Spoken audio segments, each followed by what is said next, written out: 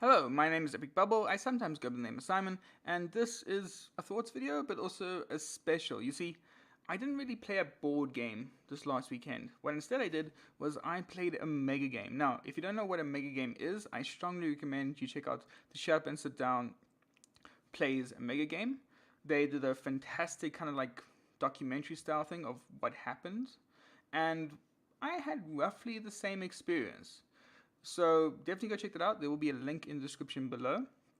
But for those that don't know, Mega Games is essentially kind of a role playing game.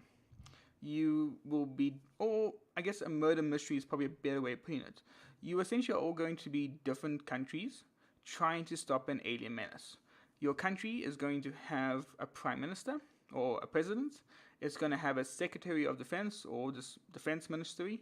It's going to have a foreign minister who works at the UN, and there's also going to be a researcher or head researcher or head scientist, and their role is to research.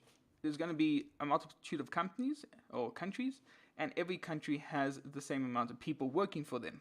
The aliens, I don't really know because I wasn't on the alien side, but essentially they are either going to be one faction or multiple factions, and they're going to have again different people in it, but they all serve the same role of coming up with ideas on how to either invade, take over, control, or annihilate the Earth. Now, you sometimes will encounter the aliens that are peaceful, and you'll sometimes encounter aliens that are hostile. That's pretty much about it. It plays very much on the old tropes. If you ever played the games like Xcom or Enemy Unknown, it plays very much like that, which is why I have the screenshot from the game. It's not a screenshot, it's actually artwork. So I thought I'd just talk about how the game played, how the game went, and what were some of the things that went wrong, so what are the things that went right, and if I would recommend it, or if I would say maybe avoid this kind of thing. The first thing that happens is you kind of have to choose a role. Once you have chosen a role, you'll be given a kind of briefing or dossier, kind of describing what you can do. In this case, I was the foreign minister for China. Our motto was very simple. We were number one. We were China number one, which played and was quite humorous, and it was very, very well received, which is great because we were number one. I should point that out there. And so I chose to be that. I then got a briefing, which then stated that I would be part of the UN, and we would basically be having to donate funds to various efforts. These could either be, say, relief efforts to try and, say, help a country that's been suffering from, say, a natural earthquake or something bad has happened to them. It might be to send in our own military. As the UN, we have a peacekeeping force. Or we might have to try and issue sanctions on people because they're misbehaving, which will then lower their income. And again, as the UN, we have to try and agree on this and come to some accord. And because with China, we have the power to veto, which means we can essentially say no to a certain thing, and that has to then fly. Now, once you get given your briefing, you also get given a briefing on what your country is trying to do and what their country view is, and also what your country's view on the rest of the world and what's happening in the rest of the world. In this case, we had Japan with some mega mech that was preventing climate change. We didn't really like that as China because we want to do our own climate changing thing without alien technology, and the mech seemed quite alien to us. I mean, it's Japan, they're all a bunch of weird freaks. But anyway, well, in the game, the Japanese people actually, no, they were actually quite creepy. We didn't really know what was going on with them. Essentially, the brief kind of tells you how to behave. This is not so much a game in a sense, or a board game, it's more of a role-playing experience. Remember what I said about the murder mystery? It's very much like that. You're just supposed to be pretending to be a certain person. You're supposed to be pretending to be a character. In this case, we kind of get given the role of China, and our goals are simple. We need to have better technology than both Japan and America. We need to make sure that our country is safe overall, and that was relatively it. So essentially, you already have some guiding forces to go along. You're allies with Russia because you share similar commonalities. You immediately don't like America, and you immediately don't like Japan at all. But that was about it. How you acted throughout the rest of the day would determine, obviously, alliances and distrust, and maybe a bit of communication errors along the way. So immediately the game opens up. Now, I'm speaking mostly as the terms of the foreign minister, but I did have a good experience of what other people were going with because other people talked about it throughout the day. The game takes place over a series of 11 and 12 rounds, and in those rounds, you'll be meeting up with your people in the team phase to discuss what your plans are for the round. You'll be then going off to your various sections, which is the UN for foreign ministers, the scientist committee for scientists or researchers, the world map if you are either a head of state or if you are the Secretary of Defense. The Secretary of Defense is probably the nicest role, and I'm kind of jealous of them simply because they play the most accordingly towards a board game in a sense. They have a giant table with a world map, and they can put their forces on and use those forces to then fight other people. But it's mostly alien invading, and then they get rewarded for if they do well or penalized if they do badly. That's kind of it for them. I don't really pay much attention to it, but essentially what you're going to be doing if you're that role is you roll dice, see who wins, and that's about it. We had a laughable situation where 3 countries couldn't even defeat Zimbabwe, which is incredible. It's a wonderful laughing moment, but you're also like, wait, what the hell? Like if you're actually one of those countries, like for example, I'm China. If I heard that USA, France, and Japan all couldn't take down Zimbabwe and stop their civil war, whatever was going on, I'm horrified as China. I'm laughing my head off. Obviously, I'm not because I'm a professional. I'm part of the UN, goddammit. So that's their role. They essentially are going to be fighting. The researchers, I'm not really sure what they did. Essentially, they got research tech every time, and they try to write papers on different ways or different things, and they basically had to come up with ideas on the fly, and they got rewarded for that. There's a whole tree of research, or 3 trees of research, which you kind of get pieces of alien technology, and then you have to try and build up those trees, and then eventually you get the whole completed map, and then you get some bonuses going along. That was about it, really. The UN was actually a lot of fun. The one downside, though, is you almost never really talk to other people. You never can be like, okay, I'm going to get my scientist in here right now and figure out what's going on. You can never, like, interrupt someone else, or you never can be like, okay, I'm going to get my president in here to speak on my behalf. It's more of a case of everyone goes off into a little corner and does their own little mini game. Again, it's not really a mini game; it's more role playing. So as the UN, we would just basically sit around the table and basically vote and agree on certain actions, outcomes, and occasionally we have to give in money to help certain causes. It doesn't really help though that you never get given enough money. In my cases, I got given basically a budget of 3 credits or 3 million every turn, and it was always a case of, hey, it just so happens that every single crisis requires like 3 million to be completed by each person in the UN. Bit annoying, but what can you do? So essentially, our role playing, basically like, okay, well, does this really?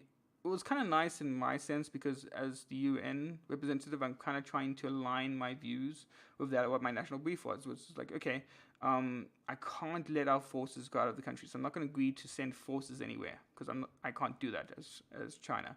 That's just not what we do. And also, like, I can't really agree to anything that maybe will give Japan or America the edge when it comes to technology. So I was actually big buddies with France, surprisingly enough, and obviously Russia's a great person. It was a really nice moment when the guy you're dealing with, like, I'm trying to do a trade treaty, and you know what? The French guy, stand-up guy, great guy. Let's do a trade treaty. And he's like, okay, sure. And I'm like, yay, lifetime friendship formed. It's just kind of pity that the trade treaties are only really there because you need money. It's one of the biggest downsides to the game where the game kind of just feels like it almost punishes you in the way. Because one of the things is there are game controllers, right? There are game controllers who are basically looking after the various aspects of the board game. You have UN controller who's basically managing and pretending to be the UN, or the leader of the UN, or the UN representatives, and also minor nations. You have alien controllers who are basically making sure the aliens do or don't do what they're supposed to be doing and making sure everything's in line. You also have the scientist, who's basic head scientist controller, who's basically managing the scientists and saying how much costs of things and how is that actually legal research and how long this research will take. And then you also have and then you have basically the big controllers who are basically making sure the story happens. There is somewhat of a narrative being played out. It's if you watch the Shut Up and Sit Down thing, you can kind of see that being played out. And spoilers, my story kind of ended up being the same. Essentially, the aliens are good and they trying to just want world peace. In our case, though, because you have all these various controllers, the game actually doesn't allow for... How can I put this nicely? You have a lot of controllers. They have to all have the same idea in mind. Think about it. If you have 10 dungeon masters all trying to guide you through a dungeon, it's going to get messy. And this kind of does lead into another thing, which is like the story isn't satisfying at the end. We kind of left the day feeling like, as China, we got cheated out of a win. And that's again because the game is not a board game, it's a role playing game, and you can't really expect to win in the situation. But again, if one of the controllers kind of makes some mistakes in terms of like maybe a thing costs too much, or maybe they can't do this, or maybe they say that sure you can do this, it then leads into problems because that has one of the things we're always finding is I was like doing a trade treaty with France, and then in order to do a trade treaty, we have to get both of us to agree as foreign ministers. We then have to give signatures on paper. The signatures have to then be signed off by the heads of state, and then that has to be then shown off to the game controller that was handling, well, China and Russia. Which is fine, it's just it takes so long to get stuff done. There's 11 rounds, and each round is 45 minutes, and you think that's a long time, but it's actually not, because a lot of time you just, for me as a UN representative, I'm just stuck listening to a story about how some earthquakes happening in Chile. And I know I'm supposed to be invested in that, but it's also like, I want to see what else is going on. I want to see what crazy stuff's happening in the world. There's this wonderful thing, we have the news that's busy happening, but a lot of that news is, well, fake. A lot of it's just being made up because the news wants to be, well, the news. It wants to be prolific.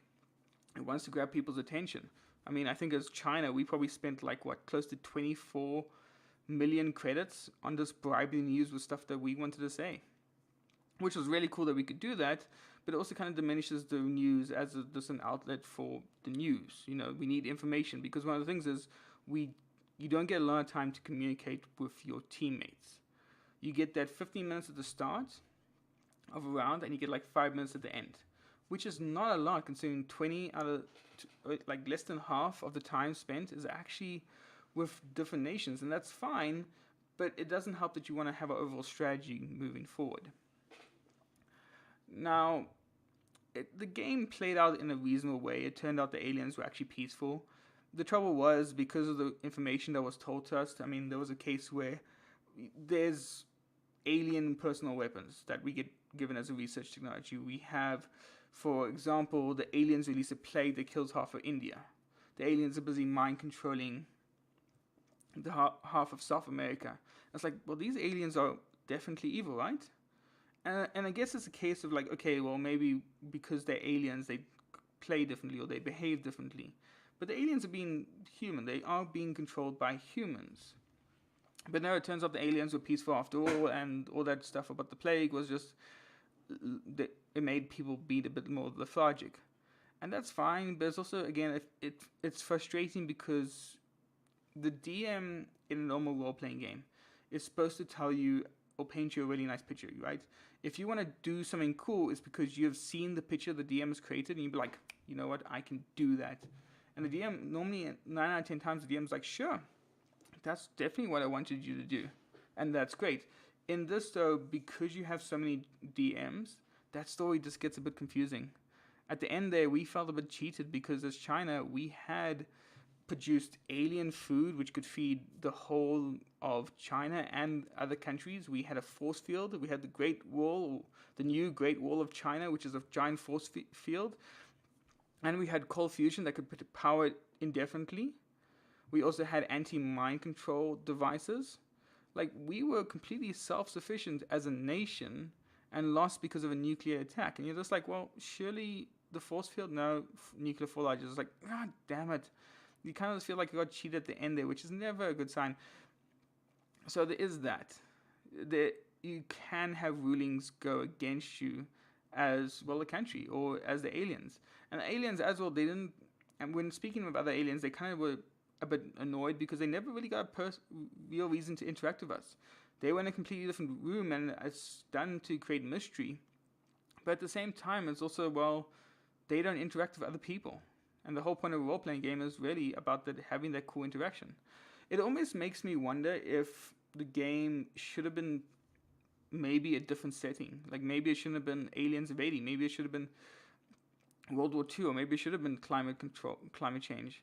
Simply because the aliens as a threat, they weren't really there. Oftentimes, the security ministers would just shoot them down whenever they showed up. The UN occasionally had reports of bad stuff happening, And what annoyed the most of it was there was bad stuff happening, but we didn't have control over stopping it. There were moments, don't get me wrong, there were moments when, oh, there's an earthquake in Chile. We all pitched in money, paid. But it didn't stop global terror from increasing. Oh, aliens got announced. Global terror increases and our population and our income goes down. That was almost the one thing that also frustrated me was you had to do so much positive things to try and get your score to improve, which then gives you more money. And again, money in this game, it absolutely frustrated me as how there was never enough. And I know that's intentional design by the designers, but really it is incredibly frustrating that in order to make, say, research a technology, it would cost you 5 million. That's half your budget. And you would research it, you'd spend a whole turn researching it, and only then, next turn, do you get access to the technology. Is the technology actually helpful? No. That was often the biggest thing where you're like, does this technology actually do anything for us? No, it actually doesn't. We produced tons of alien food and made sure that every single person was well fed. Does it do anything for our score? No. That was ludicrously frustrating that it was so hard to impact the game, and also it was so hard to actually make sure that our choices got rewarded in this game. Yes, 90% of our time we got most of our technology because we shut down the aliens so many times and salvaged so much stuff, and no one else was doing that. Did we break the game because of it? Yes, absolutely. We had 14 technologies researched. The other nations had like 4 researched. That's crazy to think about that. But again, that was the only real impact we were creating. There was never a case where we got more income because we did something good. We did something that we thought the Chinese nation would perceive as good. The only reasons we have trade treaties is to give us more money because money is so tight to come by. You know, the researcher needs 5 million. You know, the defense person needs like 5 million to get his ships around. By the time it gets to the UN guy, he gets like nothing because, well, the UN stuff almost never seems to really matter. That was almost one of the biggest things was like the US, as the UN, we solved problems, but it never felt like it actually impacted the game because the game was actually being played by the secretaries of defense and the actual prime ministers. You know, it never felt like we were getting. I remember this kind of thing where there was like a plane crash. I was like, oh shit, the plane, we need to send a team to investigate the plane crash. And I was like, okay, great.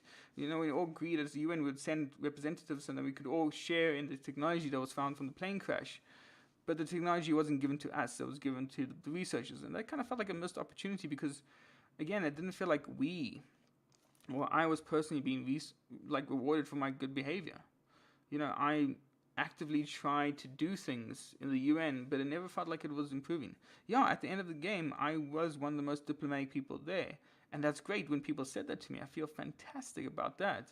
But at the moment in time, it felt kind of shitty that at the end of the game, there's like aliens are like, at this point, the alien crisis is going out of control. You know, the UN's about to be disbanded. And the UN comes and be like, oh, there's a growing war in Greece and against Turkey. And you're like, do we care about that as a UN? No. And it almost was kind of laughable because that's a real world example where the UN does a lot of things and they do a lot of good, but oftentimes it is kind of petty squabbles. It really is just pettiness. The UN is supposed to be a thing that helps. It felt rewarding to maybe try and prevent people from dying in an earthquake, but whine about the Crimean being annexed by Russia? No one in the US gives a damn. Like, it really felt like no one in the UN gave a damn, and it's also because it cost money. What are we going to do? Do we want to spend another 5 million trying to stop this, or do we want to spend the money combating the alien threat? And again, it's that thing of like the aliens were perceived as a menace because firstly the game miscommunicated to us that they were actually good. And again, that's partly the blame from the people playing the aliens, partly the blame from the game controllers, and partly the blame from the people from the countries because we expect them to be evil. But again, we thought the aliens were a menace. They were things. So obviously we're going to use most of our money for that. And it was just frustrating that we never got rewarded for anything good. That's one of the biggest things. There was also a thing where like sometimes you get penalized for small things. There's a terrorist group in the country. It's like, okay, well, let's spend 2 million to get rid of them. Did we get rid of them? No. Well, what else are we supposed to do? It's a role-playing game. You're supposed to think of creative solutions, but it's infuriating when those solutions actually don't work out in any meaningful way. One of the things I will say is I almost feel like the game was too short. Now this is weird because the game did take a long time to do. This was a game that started at 9:30 and ended close to 6 o'clock. 11 rounds, 45 minutes each. But it almost sucked that everything took forever to basically happen. We're trying to discover a cure for the plague. Okay, wait round. Has anything happened? No, we're making progress. Next round. Has anything happened? We think we might be getting a cure. Okay, throw money at it. Next round. Did anything happen? No. What do you mean no? The cure can't be solved. The plague can't be solved. It's like, but I waited 4 turns to do that. It almost feels like the game is supposed to take place, each round is supposed to take place in 6 months increments. But everything always feels like it's a day apart, or not even a day, maybe like a week apart. Where it's like, okay, there's an earthquake in Chile the next week. Okay, there's a war in Zimbabwe. Okay, next week, the Crimea is being annexed. It never felt like those were events that were 6 months apart. It was always a case of like, okay, how long would this take to research? How long would this take to actively research? Would it take 6 months, or would it take maybe a week? Because we are throwing so much money at this. That was always it's a weird thing. It's just like, we're spending all this money. Why isn't anything happening? And again, it's that infuriating thing of like, money is so precious in this game, and yet it almost feels like it does nothing, which is kind of a shame. A lot of this actually reminds me of old school. I don't know if you guys have had this, but back when I was in high school, the history classes would often choose representatives, and then they would go off into kind of like what is like a tri-school or like a competition with multiple schools hosting it, and it was a UN function. So what would happen is our school would send off like 4 people from different grades, and they would be representatives of a certain country. So it could be representatives of China. And essentially what they would do is they would go and spend, I think it was like Thursday, Friday, and Saturday, and they would spend it at a nice hotel or whatever, conferencing and just debating certain things from the point of view as if they were that country. Right? But that was really cool, because when they came back, you would hear stories of how they managed to win these debates and what the debates were. But then you also kind of saw how over the course of 3 days, friendships would form and enemies would form. And it was that kind of thing was like interesting to see how that played out. Because this game takes place only in 1 day, it also feels like kind of like a mad dash of everything happening. You never feel like you have enough control over anything that's happening, and you never see the impact of what is happening to you. Like I said, the time scale is a bit weird. The 6 months is a bit weird. Now, this might seem like I'm complaining, and I'm not. The people who did the game controlling did a wonderful job, and I did not envy them. To deal with 60 people in a room is a hard thing to do, and to tell a coherent story is another. I feel like the game is almost let down because it's introduced as a game. There's a lot of game mechanics. Where the game shines is really in role-playing.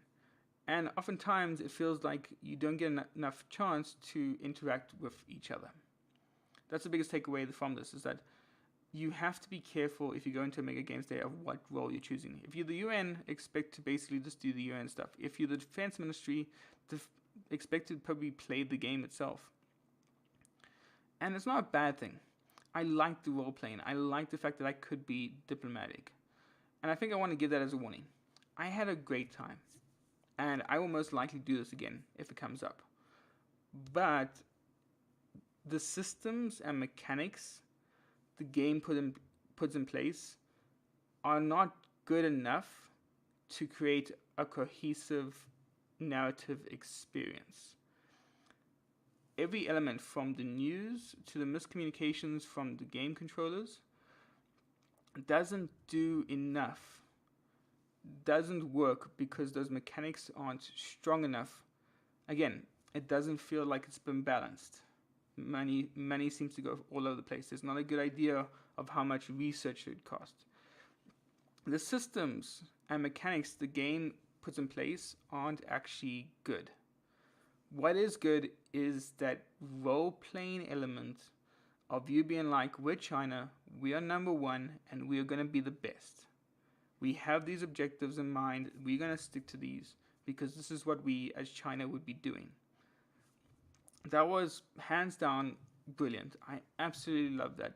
And I would like to see more of that happen. I just wish the mechanics in the game were really basically made to be good. And I think that's the biggest thing. Anyway, that's going to be it from my video. I hope you have enjoyed this. I know it's a bit different and I know it's a bit hard to grasp. But again, please go look at the Shut Up and Sit Down video. They really do a good job of kind of showing you what's happening throughout the day. If you have enjoyed this video, remember to hit the like button and of course leave a comment. I would love to hear if your Mega Games Day experience was the same. Maybe you're looking forward to one. Maybe this has kind of put you off one. If you didn't like this video, remember to hit the dislike button and leave a comment why you didn't like it. Maybe you thought I talked too long, or maybe I didn't make enough sense. I love to hear your feedback regarding these kinds of things. As always, remember to hit the subscribe button if you have enjoyed this contract. And make sure to at least put out one piece of content a week. And as always, thank you so much for watching. I hope you have enjoyed this. That'll be it for me. Bye-bye.